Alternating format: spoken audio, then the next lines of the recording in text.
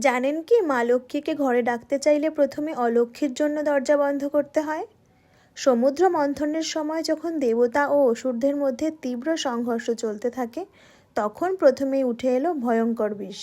সেই বিষে ধোঁয়া আর অন্ধকার থেকেই জন্ম নিলেন এক রূঢ় অশুভ শক্তি, অলক্ষ্মী। তাকে অনেকে দরিদ্রা নামেও চেনে। তার কিছুক্ষণ পরেই সেই সমুদ্র থেকে আবির্ভূত হলেন সৌন্দর্য, শান্তি ও ঐশ্বর্যের প্রতীক দেবী লক্ষ্মী। বড় বোন হওয়ার কারণে অলক্ষ্মীর আরেক নাম হলো জ্যেষ্ঠা। অলক্ষ্মীর স্বভাব ছিল অদ্ভুত। যেখানেই তিনি ভগবানের নাম শুনতেন, যজ্ঞের ধোঁয়া দেখতেন ও পুজোর ঘণ্টার ধ্বনি কানে আসত, তিনি কানে আঙুল দিয়ে সেখান থেকে পালিয়ে যেতেন। ধর্ম, ভক্তি ও শুদ্ধতা, এই তিনটে জিনিস তার সহ্য হতো না। একদিন অলক্ষ্মী এক গ্রামে এলেন। একটা ছোট বাড়ির সামনে দাঁড়িয়ে ভাবলেন, এই বাড়িতে ঢুকলেই স্থায়িত্ব বসবাস করা যাবে।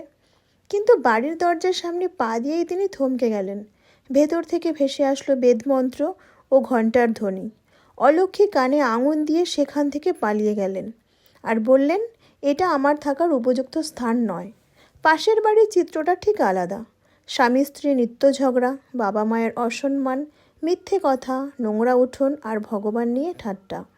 সেখানে ঢুকেই অলক্ষ্মীর মুখে হাসি ফুটে উঠল। তিনি বললেন, এই তো আমার থাকার উপযুক্ত স্থান। তারপর সেই বাড়িতে ধীরে ধীরে অশান্তি বাড়ল, ঋণ বাড়ল, আর লক্ষ্মীর ছায়াও সরে গেল। মার্কণ্ডা ঋষি বলেছেন, যে ঘরে ভক্তি নেই, শুদ্ধতা নেই আর সম্মান নেই, সেই ঘরে লক্ষ্মীদেবী এক মুহূর্তও থাকেন না। আর সেখান থেকে মা লক্ষ্মী চলে যান, আর সেখানে অলক্ষ্মীর স্থায়ী বসবাস শুরু হয়। ধন শুধু টাকায় নয়, ধন হলো শান্তি, ধন হলো সংস্কার, আর ধন হলো ভক্তি। জয় মা লক্ষ্মী।